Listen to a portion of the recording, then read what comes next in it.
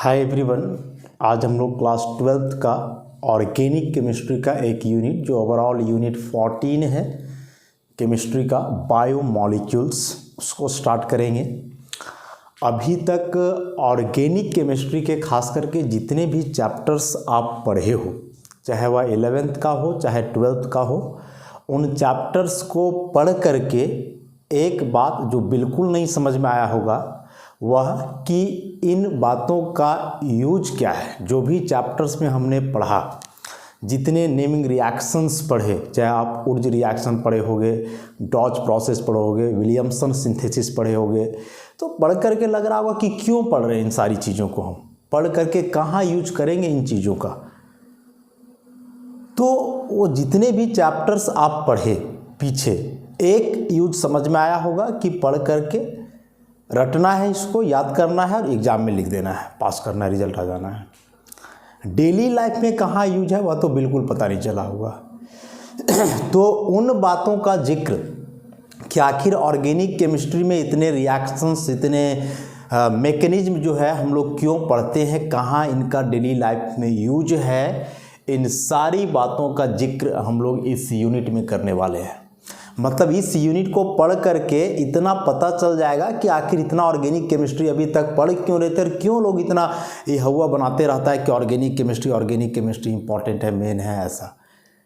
तो यह एक यूनिट है बायोमॉलिक्यूल्स, और इसके बाद 2 यूनिट्स और हम लोग पढ़ेंगे, पॉलीमर्स और केमिस्ट्री इन एवरीडे लाइफ। तो ऑर्गेनिक के ये 3 यूनिट्स को पढ़ करके जो है आप काफ़ी फैमिलियर हो जाओगे ऑर्गेनिक केमिस्ट्री का एप्लीकेशन से कि डेली लाइफ में कहाँ इसका यूज है। तो बायोमॉलिक्यूल्स का मतलब यदि हम लोग समझें तो यह जो बायो वर्ड है, तो बायो का बेसिकली मतलब होता है जो लिविंग सिस्टम को डील करे, लिविंग सिस्टम को जो डील करे। तो एक लिविंग सिस्टम जिस मॉलिक्यूल से, जिस ऑर्गेनिक मॉलिक्यूल से या ऑर्गेनिक कंपाउंड से बना होता है वही बायोमॉलिक्यूल्स कहलाते हैं। सिंपल सा बात हो गया। बायो का मतलब एक लिविंग सिस्टम, मॉलिक्यूल्स यहाँ ऑर्गेनिक के लिए यूज किया जा रहा है, ऑर्गेनिक मॉलिक्यूल्स से ऑर्गेनिक कंपाउंड्स। तो ऑर्गेनिक कंपाउंड्स या ऑर्गेनिक मॉलिक्यूल्स जो मिल करके एक लिविंग सिस्टम को तैयार करते हैं वही बायोमॉलिक्यूल्स कहलाएंगे। चाहे वह लिविंग सिस्टम कोई प्लांट हो, कोई एनिमल हो, all living systems are composed of biomolecules. हम लोग हों, कोई जानवर है, पेड़ पौधा है, सारे बायोमॉलिक्यूल से ही मिलके बने हैं, मतलब सभी ऑर्गेनिक कंपाउंड से ही मिलकर के बने हुए हैं। डेफिनेशन की बात करें हम लोग बायोमॉलिक्यूल्स का तो ऐसे लिख सकते हैं, the organic compounds which form the basis of life, that is they build up the living system and responsible for their growth and maintenance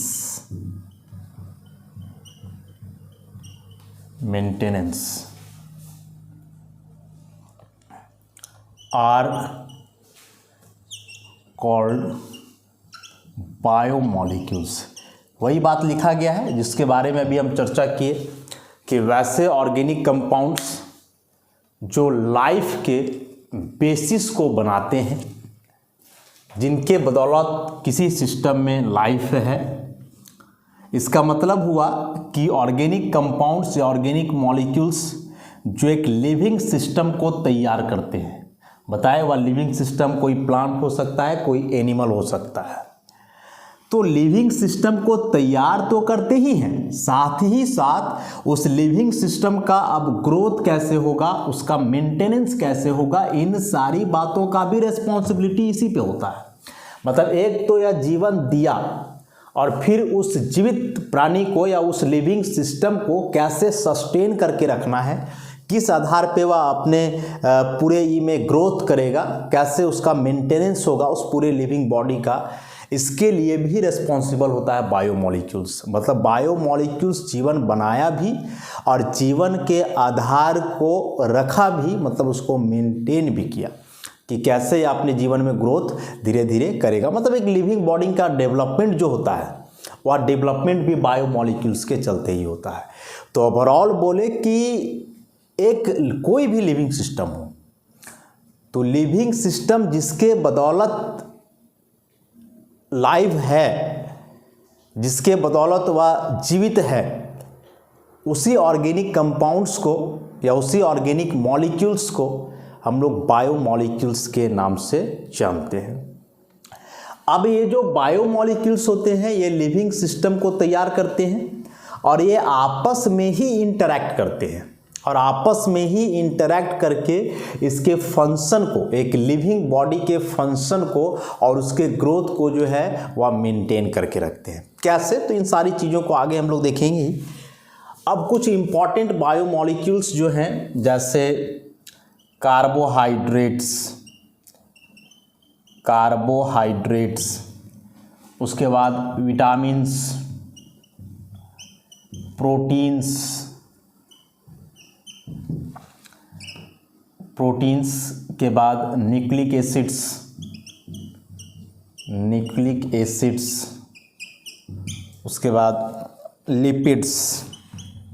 ये कुछ इम्पॉर्टेंट बायोमॉलिक्यूल्स हैं। Carbohydrates, vitamins, proteins, nucleic acids and lipids fats है। इन सारे topics को हम लोग काफ़ी detail में जो है इस यूनिट में पढ़ने वाले हैं। और अभी तक तो सुने ही होंगे कि किसी भी प्रकार का भोजन हम लोग करते हैं तो एनर्जी मिलता है। तो एनर्जी उस भोजन से नहीं मिलता है, बल्कि उस भोजन में जो न्यूट्रिएंट्स हैं, जो बायोमॉलिक्यूल्स हैं, कार्बोहाइड्रेट्स, विटामिन्स, प्रोटीन्स, इन सबों से जो है हम लोग को एनर्जी मिलता है। तो खैर देखेंगे ही आगे कि कैसे जो है ये सभी बॉडी के लिए एनर्जेटिक होते हैं या क्या इनका इम्पॉर्टेंट रोल है बॉडी के अंदर। अब इसमें से ये जो टॉपिक हैं, कार्बोहाइड्रेट्स हो, विटामिन्स हो या प्रोटीन्स हो, ये सभी अलग अलग चैप्टर के रूप में इस यूनिट में पढ़ना है। कार्बोहाइड्रेट एक चैप्टर है, विटामिन्स एक चैप्टर है, प्रोटीन्स है, न्यूक्लिक एसिड्स है और फिर लिपिड्स है। तो इन सारे चैप्टर्स को जो है काफ़ी डीपली जो है हम लोग स्टडी करेंगे। और यह यूनिट बेहद इम्पॉर्टेंट है वैसे स्टूडेंट्स के लिए जो मेडिकल का प्रिपरेशन करते हैं। आगे कोई कॉम्पिटिटिव एग्जामिनेशन हो इंजीनियरिंग वगैरह का तो उसके लिए भी इम्पॉर्टेंट है, लेकिन उससे कहीं ज़्यादा मेडिकल के लिए है। नीट वगैरह का आप एग्ज़ाम लिखोगे, बहुत सारे क्वेश्चंस होते हैं इसमें, क्योंकि यह मिला हुआ पार्ट है बायोलॉजी और केमिस्ट्री का। तो दोनों को मिला करके जब क्वेश्चन पूछता है तो ऑलरेडी इससे क्वेश्चन का संख्या जो है बढ़ जाता है। और कुछ बहुत बड़ा कैलकुलेशन टाइप का जो है चैप्टर नहीं है, बस बातों को समझते जाना है, पॉइंट्स को नोट करते जाना है। रटा हुआ रहेगा तो वहाँ आप डायरेक्ट टिक करोगे एग्जाम में। इसके लिए कोई बड़ा सा न्यूमेरिकल या कैलकुलेट करके वहाँ देखना नहीं, टाइम टेकिंग बिल्कुल भी नहीं है। कंसेप्ट दिमाग में है तो तुरंत आप टिक करने वाले हो ऐसा। तो बस समझने की बात है इस यूनिट के लिए। स्कोरिंग चैप्टर है, अच्छे मार्क्स स्कोर होते हैं इस यूनिट से एग्जाम में यदि क्वेश्चन आता है तो। अब जैसे हम बोल रहे हैं कि बायोमॉलिक्यूल्स से मिलकर के एक लिविंग सिस्टम बना है। हम लोग है, कोई पेड़ पौधा है, सभी बायोमॉलिक्यूल से ही बने हैं। अब बोलोगे सर कैसे हम लोग बायोमॉलिक्यूल से बने हुए हैं? तो बायोमॉलिक्यूल्स का जो कॉरिलेशन है कि कैसे बायोमॉलिक्यूल्स एक लिविंग सिस्टम से रिलेट करता है, उसका एक सीक्वेंस है। उसी सीक्वेंस को जरा हम लोग समझ लें।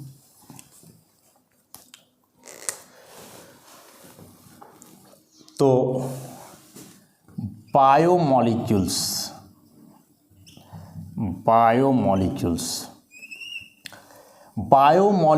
से मिलकर के बनता है ऑर्गेनेल्स।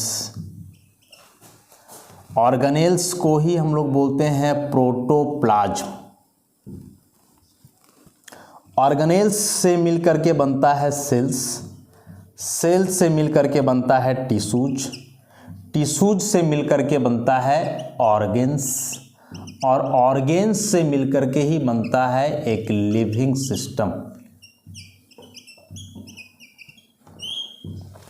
ऐसा तो ठीक है, बायोमॉलिक्यूल्स डायरेक्टली एक लिविंग सिस्टम को नहीं बनाता है, लेकिन इतना तो हम लोग को अभी तक पता था भाई कि किसी भी लिविंग सिस्टम का जो सबसे स्मॉलेस्ट और सबसे बेसिक यूनिट होता है वह सेल होता है। लेकिन सेल भी डायरेक्टली नहीं है। आखिर सेल क्या चीज़ से बना होता है? तो सेल मतलब ऑर्गेनेल्स, ऑर्गेनेल्स और सेल्स में अंतर क्या है? ऑर्गेनेल्स में कोई मेम्ब्रेन नहीं होता है, कोई होल्स नहीं होते हैं, और जब इसी ऑर्गेनेल्स में मेम्ब्रेन्स डेवलप कर जाते हैं तो वह कहलाता है सेल। और ये जो सेल या ऑर्गेनेल्स जिससे कंपोज्ड हैं वे कहलाते हैं बायोमॉलिक्यूल्स। मतलब बेसिक तो इसका बायोमॉलिक्यूल्स हुआ कि बायोमॉलिक्यूल्स मिल करके ऑर्गेनेल्स या सेल्स बनाए, सेल से टिश्यूज बना, इससे ऑर्गेन्स बना और लिविंग सिस्टम। जैसे मान लो कि एक ह्यूमन लिविंग सिस्टम हुआ तो उसके ऑर्गेन्स हैं कई, आँख है, नाक है, कान है, जीभ है, हाथ पैर, ये सभी ऑर्गेन्स उसके अलग अलग हुए। अब इन ऑर्गेन्स का जो कंस्ट्रक्शन है, आँख अलग दिखता है, जीभ अलग दिखता है, तो ये सब अलग अलग जो दिख रहे हैं इसका मतलब कि ये अलग अलग प्रकार के टिश्यूज से बने हुए हैं। अभी टिश्यूज अलग अलग हैं तो ऑब्वियसली सेल्स अलग होंगे, और सेल्स अलग हैं इसका मतलब कि ये अलग अलग बायोमॉलिक्यूल से मिलकर के जो है बने हुए हैं। तो बायोमॉलिक्यूल कैसे कोरिलेट करता है लिविंग सिस्टम को, इस सीक्वेंस से हम लोग समझ लेंगे कि बायोमॉलिक्यूल्स पहले ऑर्गेनेल्स बनाता है, फिर उस सेल में कन्वर्ट होगा, फिर टिश्यूज बनेगा, ऑर्गेन्स बनेगा, और ये ऑर्गेन्स ही मिल गए तो बन गया क्या? लिविंग सिस्टम बन गया। जैसे होता है ना, हम लोग क्या जानते हैं? हम लोग जानते हैं कि एक एटम के अंदर कई इलेक्ट्रॉन्स होते हैं। तो क्या एटम के अंदर इलेक्ट्रॉन्स डायरेक्ट होते हैं? नहीं होते हैं।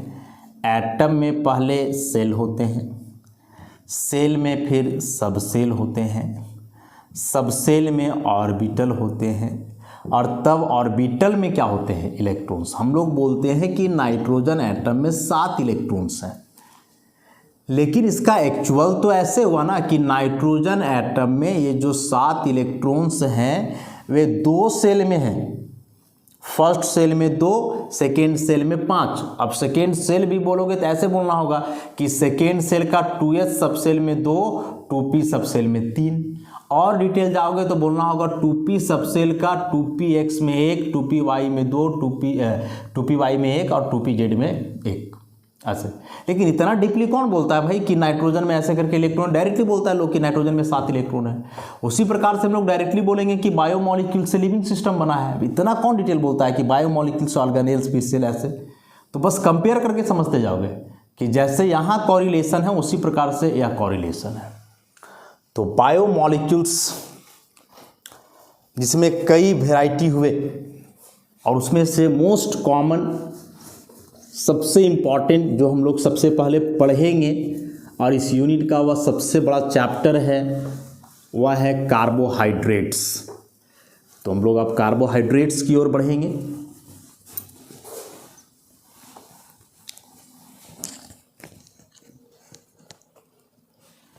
तो कार्बोहाइड्रेट्स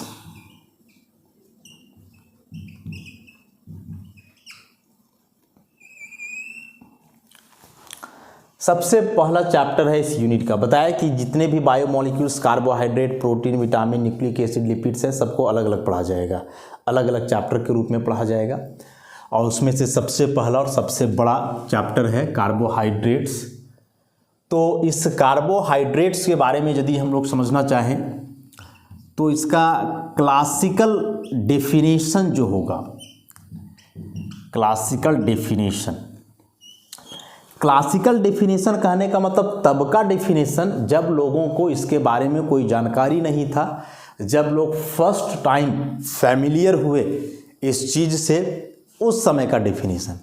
तो देखो, जब आपके सामने कुछ नया चीज़ आ जाए जिसके बारे में पहले से आप नहीं सुने हो, जिसके बारे में पहले से आप कुछ जानते ही नहीं हो, तो जब फर्स्ट टाइम आप उस चीज़ को डिफाइन करोगे या उसके बारे में समझना चाहोगे तो अंदाज़ा लगा करके, एक अंदाज़ा लगाते हैं लोग कि हाँ इस तरह का है नाम तो ऐसा कुछ उसमें होना चाहिए, तो यही चीज़ है वह।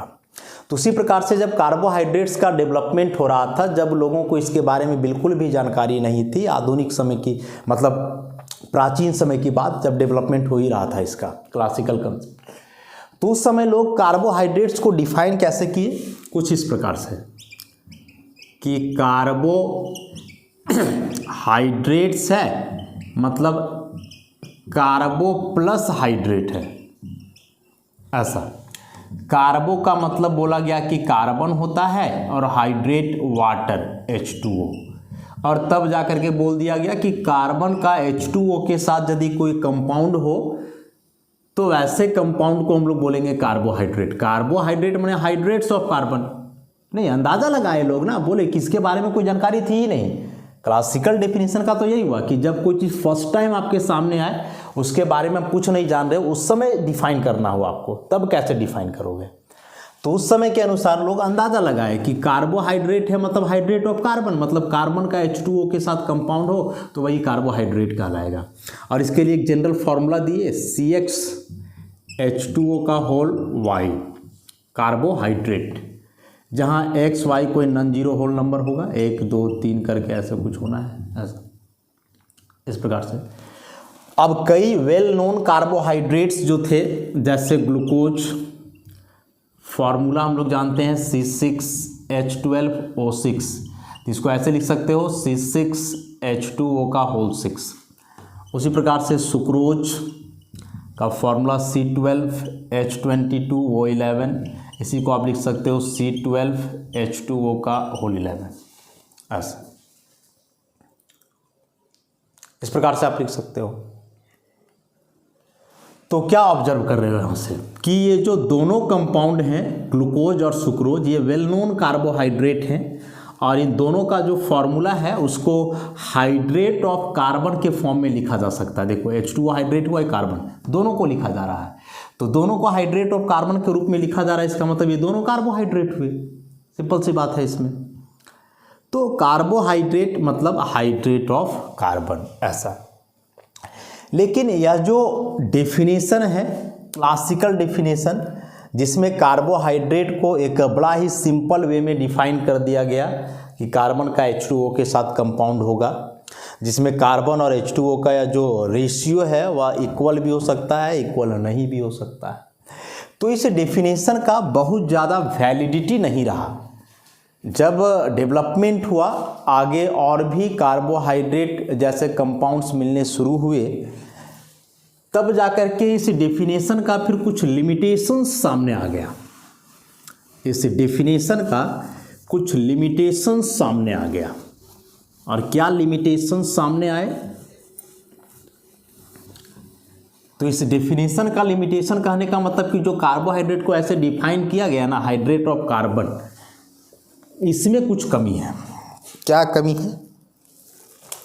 तो सबसे पहला लिमिटेशन इसका कि जितने भी कार्बोहाइड्रेट्स हैं, जितने भी, ठीक है, बहुत सारे कार्बोहाइड्रेट्स को इस फॉर्मूला के आधार पे, या जो CXH2O का होल Y है, इसके आधार पे एक्सप्रेस किया जाने लगा। लेकिन कुछ वैसे भी वेल नोन कार्बोहाइड्रेट्स हैं जिनको इस फॉर्मूला के आधार पे लिखा नहीं जा सकता है। बहुत सारे कार्बोहाइड्रेट वैसे हैं जो है तो ओरिजिनली कार्बोहाइड्रेट, लेकिन उनको चाहोगे कि इस फॉर्मूला के आधार पे लिखें तो वह पॉसिबल नहीं है। जैसे रैमनोज C6H12O5, कैसे इसको आप लिखोगे उस फॉर्मूला के आधार पर।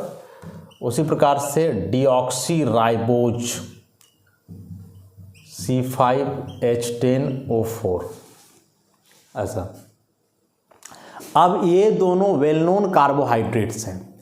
इन दोनों में से किसी को भी आप इस फॉर्म में नहीं लिख सकते हो। हाइड्रेट ऑफ कार्बन के फॉर्म में दोनों में से किसी कंपाउंड को जो है आप नहीं लिख सकते हो। तो फिर तो गलत हो गया, फिर इसका कोई मतलब रहा ही नहीं। उसके बाद कुछ कंपाउंड्स हैं जैसे फॉर्मल्डिहाइड, एसिटिक एसिड, फॉर्मल्डिहाइड जैसे HCHO, जानते हैं इसका फॉर्मूला हम लोग, इसको आप हाइड्रेट ऑफ कार्बन के फॉर्म में लिख सकते हो। उसी प्रकार से एसिटिक एसिड का CH3COOH, इसको भी आप लिख सकते हो C2H2O का होल 2, ऐसा। अब ये जो फॉर्मल्डिहाइड और एसिटिक एसिड हैं जिनको कि आप हाइड्रेट ऑफ कार्बन के फॉर्म में लिखे, तो उस हिसाब से तो ये कार्बोहाइड्रेट्स हो जाने चाहिए, लेकिन बिल्कुल नहीं है। ना तो फॉर्मल्डिहाइड एक कार्बोहाइड्रेट है, ना ही एसिटिक एसिड एक कार्बोहाइड्रेट है। None of these are carbohydrates, but these two satisfy this general formula of carbohydrate, and these two, ramenose and deoxyribose, are very well known carbohydrates, but none of these satisfy the general formula of carbohydrate. तो जो carbohydrates हैं वे इस formula को fulfil नहीं कर रहे हैं, और जो नहीं हैं वे इस फार्मूला को फुलफिल कर रहे हैं। तो फिर तो बहुत ज़्यादा मतलब रहा नहीं इस फार्मूला का। तो ये जो हाइड्रेट ऑफ कार्बन की बात हमने की वह बहुत ज़्यादा वैलिड नहीं है कार्बोहाइड्रेट को डिफाइन करने के लिए, बहुत ज़्यादा वैलिड नहीं है।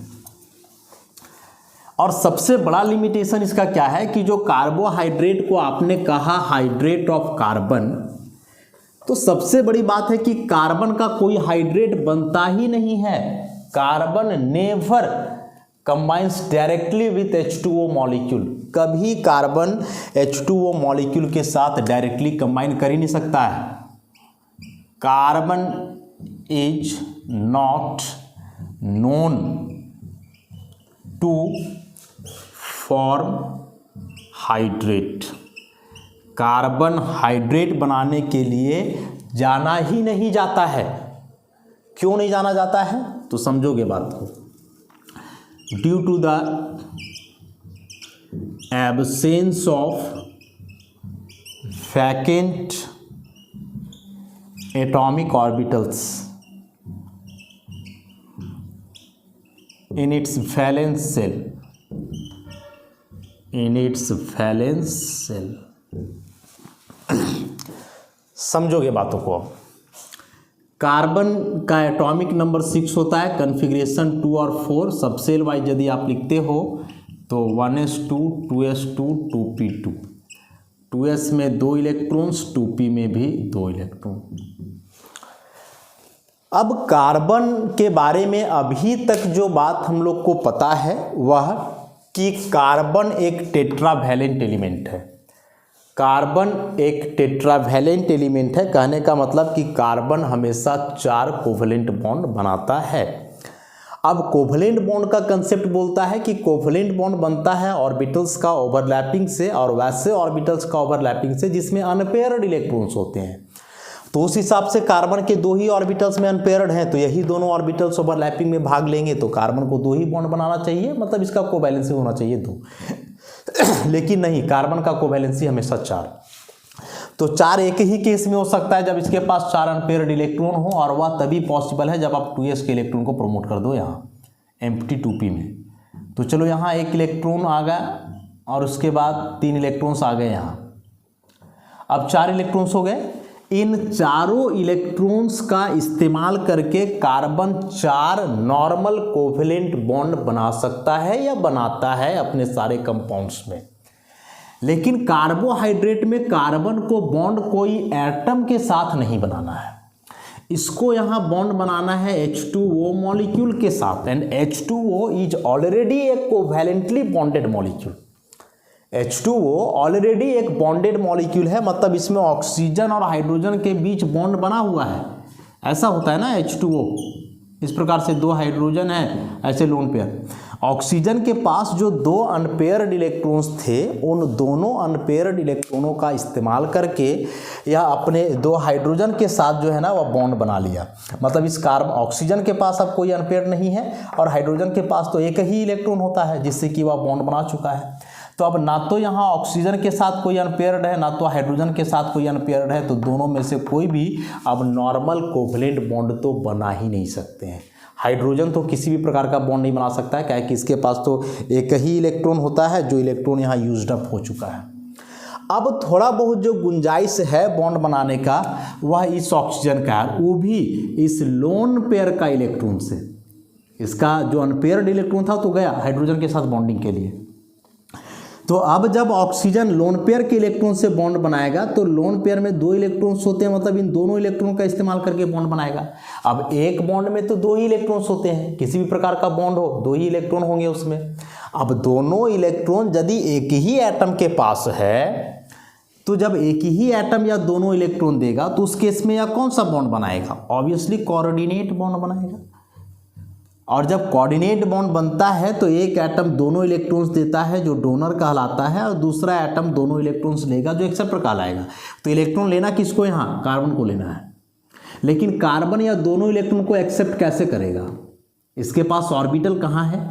अभी जो देख रहे हो इन सारों में एक एक इलेक्ट्रॉन है, तो ऐसा नहीं है कि ऑक्सीजन एक इलेक्ट्रॉन इसमें देगा और एक इलेक्ट्रॉन इसमें देगा, नहीं। जब ये 2 इलेक्ट्रॉन एक एटम दे रहा है ना, तो यह दोनों इलेक्ट्रॉन एक ही ऑर्बिटल में जाएगा।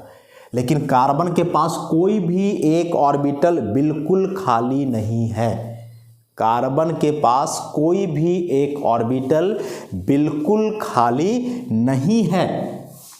तो ये 2 इलेक्ट्रॉन जो ऑक्सीजन देगा वह 2 इलेक्ट्रॉन को कार्बन कहाँ रखेगा, इसके पास तो ऑर्बिटल ही खाली नहीं है। अरे 2p के बाद यदि 2d रहता ना तो ऐसे 5 ऑर्बिटल्स खाली रहते, तब आराम से ऑक्सीजन अपना ये इलेक्ट्रॉन दे सकता था, लेकिन ऐसा तो है ही नहीं।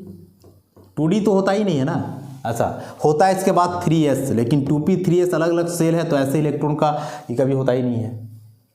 तो कहने का मतलब कि H2O जो पहले से एक बॉन्डेड कंडीशन में है, अब यदि यह किसी के साथ बॉन्ड बनाता है तो इस केस में ऑक्सीजन अपना लोन पेयर का दोनों इलेक्ट्रॉन देगा और यह दोनों इलेक्ट्रॉन एक सेम ऑर्बिटल में जाएगा, मतलब अगले एटम के पास एक ऑर्बिटल पूरी तरह से खाली होना चाहिए। कार्बन के पास वैसा नहीं है, इसलिए कार्बन डायरेक्टली कभी भी H2O से कंबाइन नहीं कर सकता है। और जब कार्बन H2O से डायरेक्टली कंबाइन नहीं करेगा, इसका मतलब हुआ कि यह हाइड्रेट का फॉर्मेशन नहीं करेगा। तो जब कार्बन डायरेक्टली H2O से कंबाइन नहीं करके हाइड्रेट नहीं बना पाता है, तो फिर कार्बोहाइड्रेट को आप कैसे डिफाइन कर दोगे कि हाइड्रेट ऑफ कार्बन है। समझ रहे बात को। तो इस केस में आप हाइड्रेट ऑफ कार्बन को कार्बोहाइड्रेट जो बोलते चले आ रहे हो अभी तक, यह बोलना बिल्कुल सही नहीं है। तो बायोमॉलिक्यूल्स का बेसिक इंट्रोडक्शन है क्या, कितने प्रकार के बायोमॉलिक्यूल्स होते हैं, कैसे एक बायोमॉलिक्यूल लिविंग सिस्टम से कोरिलेट करता है, उसका सीक्वेंस, और फिर उसमें से जो पहला कैटेगरी आया बायोमॉलिक्यूल का कार्बोहाइड्रेट, उसका बेसिक सा इंट्रोडक्शन। क्या है कार्बोहाइड्रेट, इसका क्लासिकल डेफिनेशन या क्लासिकल कंसेप्ट क्या है, और उस क्लासिकल कंसेप्ट के जो कुछ लिमिटेशंस हैं जिसके चलते वह क्लासिकल कंसेप्ट या क्लासिकल डेफिनेशन वैलिड नहीं हो पाया, उन बातों को जो है हमने सीखा। नेक्स्ट लेक्चर में जो है हम लोग कार्बोहाइड्रेट के मॉडर्न डेफिनेशन की ओर जाएंगे, क्योंकि यह डेफिनेशन तो वैलिड रहा नहीं बहुत ज़्यादा। तो फिर कार्बोहाइड्रेट को कैसे एक अच्छे तरीके से जो है डिफाइन किया जा सका जो अभी तक वैलिड है, तो उन बातों का डिस्कशन हम लोग आगे का लेक्चर में करेंगे। आज के लिए इतना ही, धन्यवाद।